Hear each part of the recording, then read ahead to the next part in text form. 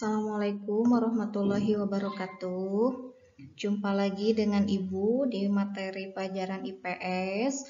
Mudah-mudahan masih semangat dalam mempelajari jenis mata pelajaran apapun di masa daring ini. Oke, sebelum memulai pembelajaran, kita ucapkan basmalah terlebih dahulu. Bismillahirrahmanirrahim.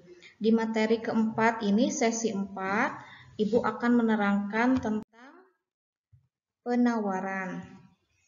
Penawaran adalah sejumlah barang yang ditawarkan oleh produsen pada berbagai tingkat harga selama periode tertentu.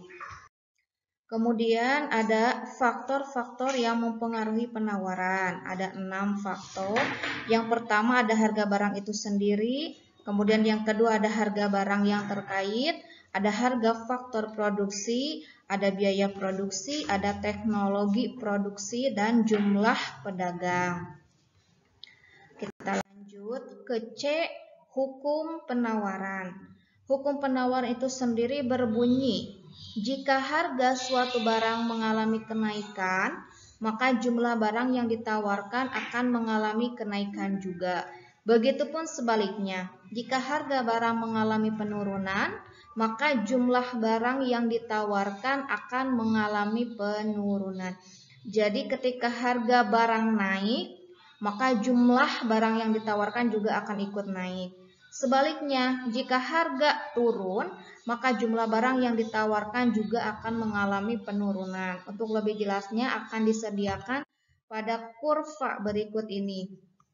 Nah, di sini yang pertama ada tabel dari penawaran.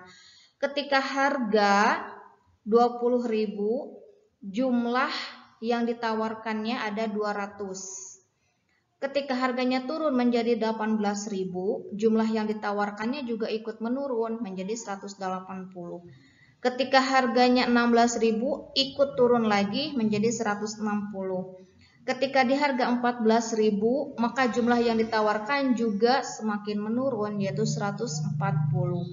Ketika di harga 12.000, maka jumlah yang ditawarkan juga ikut menurun 120. Nah, dari tabel ini kita dapat menyimpulkan bahwa harga naik, maka jumlah penawaran juga naik.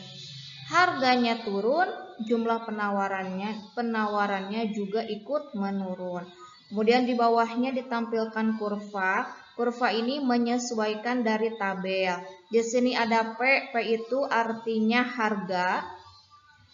Kemudian di sini ada Q itu menunjuk pada jumlah penawarannya. Dan di sini dibuat garis lurus, titik-titik garis lurus ini disesuaikan dengan ketika 12.000 di 120, ketika 14.000 di 140, disesuaikan dengan tabel yang di atas. Oke, untuk lebih memahami lagi mengenai materi sesi 4 tentang penawaran ini, Ibu akan berikan beberapa pertanyaan diantaranya yaitu apa arti dari penawaran, sebutkan faktor-faktor yang mempengaruhi penawaran, jelaskan bunyi hukum penawaran, dan yang terakhir buatlah tabel dan kurva penawaran. Bisa kalian lihat di contoh yang sebelumnya. Oke, terima kasih atas perhatiannya, tetap semangat, Ibu tunggu tugasnya. Sampai ketemu di sesi berikutnya. Assalamualaikum warahmatullahi wabarakatuh.